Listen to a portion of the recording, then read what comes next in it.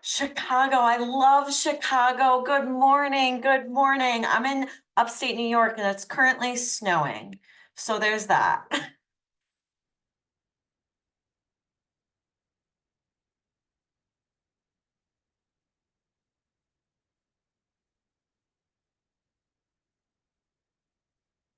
Yeah, I know. It's rough. It's rough. Should be used to it, but I'm not.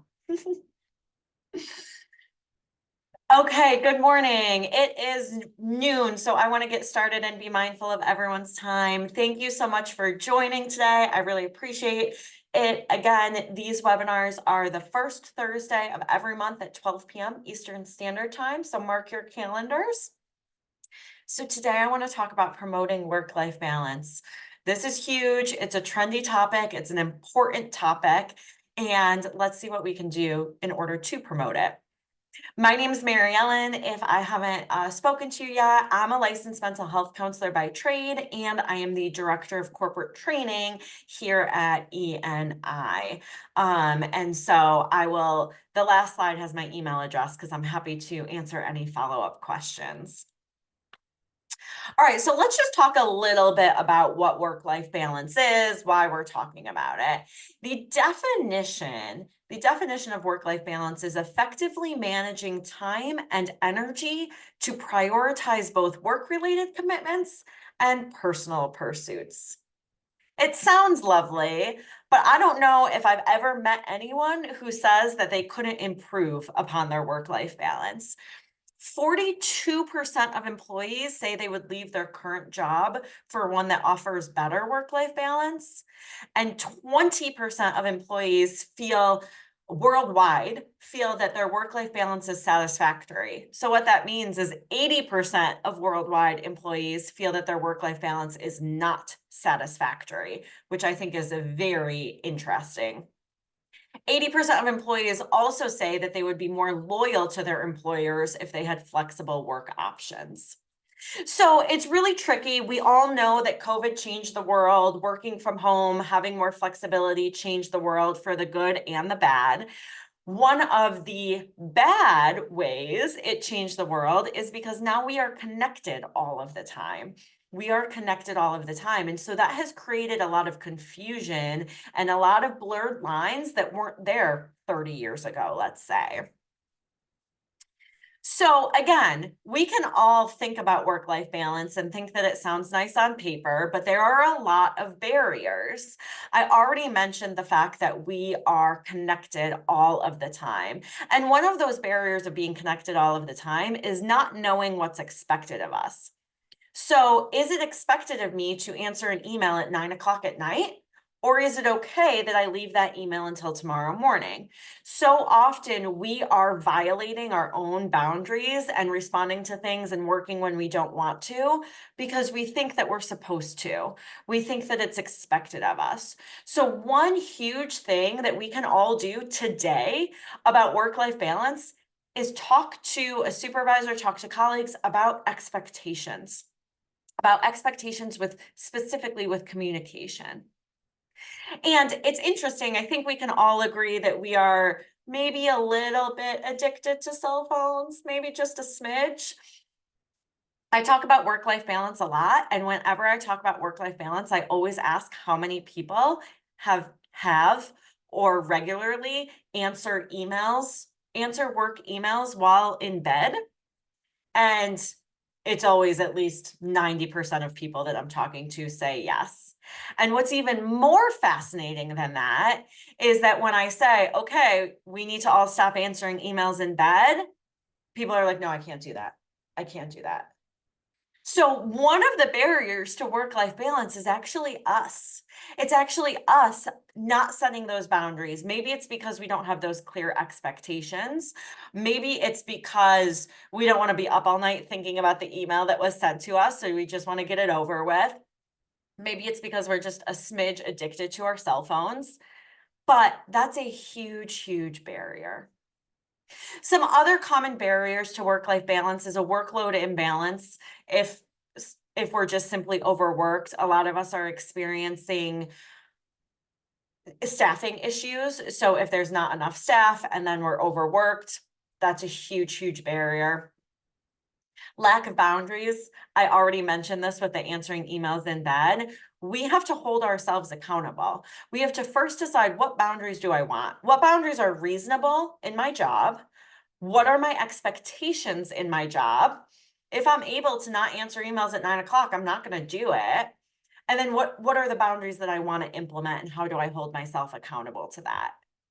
So, it's a lot more complicated than just saying, let's have boundaries with work. It's more of, let's figure out what's realistic, what do I want, and how do I do that? Because it's hard. It's hard. I personally have to, because I get my work email on my cell phone, I have to turn off the notifications because I know if I hear a ping, I'm gonna want to answer it. But I know that that is bad for me, and that won't make me feel like I have really productive work-life balance. So again, setting these boundaries with work is a lot more complicated and nuanced than it sounds. Another common barrier to work-life balance is ineffective time management. We all can do better with time management. We all waste time during the workday when we should be working on something we're kind of avoiding. That's a huge thing. Working on our time management and what works the best for us in terms of completing tasks and how we use and manage our time is really important to look at. I've already talked about technology overload, and that kind of leads into unsupportive work culture. If we have a work culture where everyone is answering emails at 9 o'clock at night, it's going to be really uncomfortable if we're not answering emails at 9 o'clock at night. So we can't necessarily go and change our work culture, but we can be aware of it, and we can be aware of how it's affecting us. I'm actually going to take this a step further and talk about our culture in general. We are in a culture of a hustle culture of productivity, and we always have to be doing better, and we always have to be doing more. I love to use the example that I really like to read, but I don't like to tell people I read, because the number one response I get is, how do you have the time? Which is kind of offensive. So again, if we are in a work culture that is very much overwork, overwork, overwork, it's important for us to be aware of that, how that's affecting us, and how we can interact with that. I already discussed the unclear expectations, and that we really need to clarify those expectations and what's realistic within our jobs. But I think it's important to note guilt is a huge, huge piece of things. We are often overworking because we feel guilty, and often we are the ones putting the guilt on ourselves, not anyone else. So if we are the ones putting guilt on ourselves, then we are the ones that can take the guilt off of ourselves. So it's really important to know, hopefully, everyone wants you to have days off, and everyone wants you to have work-life balance, just like they want to have their own work-life balance. And so there's really no need to feel guilty. There's no reason to feel guilty.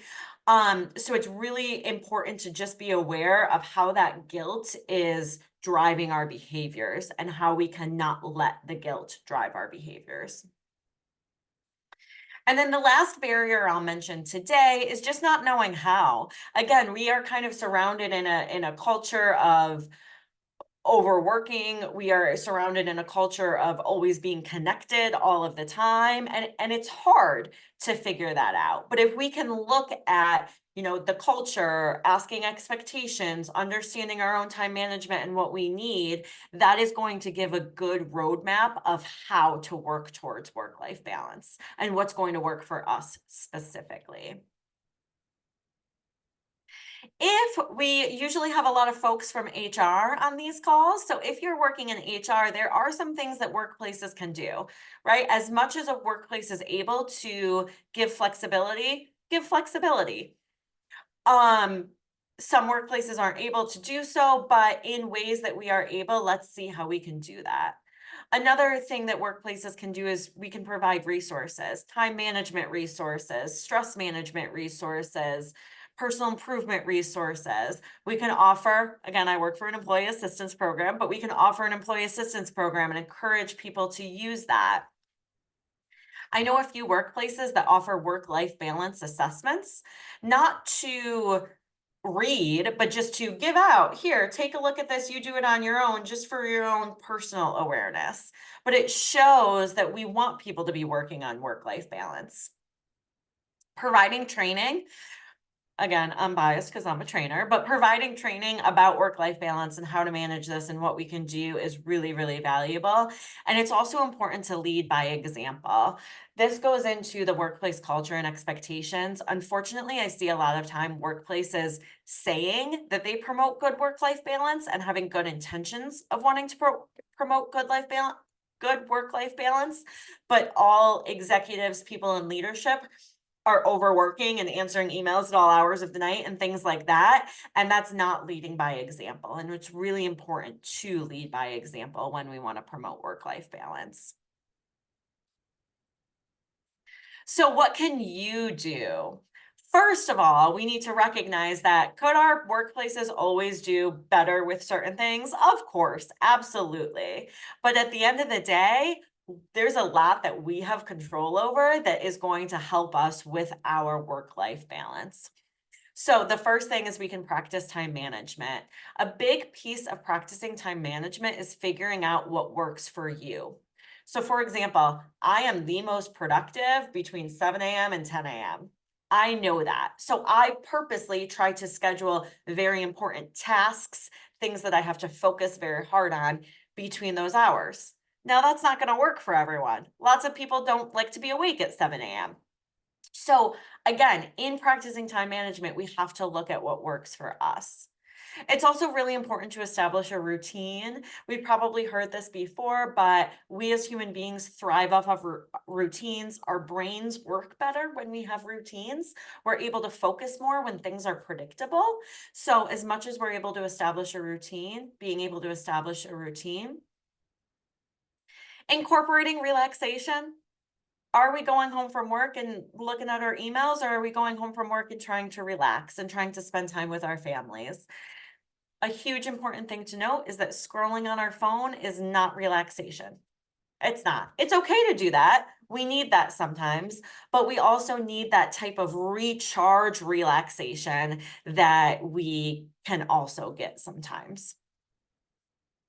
We can set boundaries between work and personal life. Again, some of this is going to be job dependent on what's expected of us and what's realistic in our jobs. But when we're able to set a boundary, we should set a boundary. It is okay to set boundaries. It is okay to say, I'm not answering emails after 6 o'clock at night because I'm with my family. Again, as long as that's reasonable within your job, it's okay to do that. We've gotten really uncomfortable with setting boundaries. But one thing that I want us to remember when we're feeling uncomfortable setting a boundary is that if we set a boundary now, that's going to help our future selves. If I set a boundary now, that's going to help me not be frustrated later and overwhelmed later and, working so hard that I'm running myself ragged and getting sick. That's going to help my future self. So whenever we're feeling uncomfortable setting boundaries, keep that in mind and that might help motivate you. It's also important to communicate our needs, obviously within reason, but oftentimes there's things that workplaces can do that we're simply just not asking for. For example, if we need to, leave 30 minutes early on Tuesdays to pick up our kids, lots of workplaces can accommodate that. We just need to ask. And then lastly, we need to utilize those resources. All of the things I spoke about on the last slide of what workplaces can do, your workplace is already probably doing some of that, maybe not all of it, but maybe some of it. And it's important for us to utilize those resources. They are there for a reason. They are there to help us. At the end of the day, happy employees are more productive employees. So workplaces want employees to be happy. So that's a really important thing to keep in mind. So we want to utilize those resources.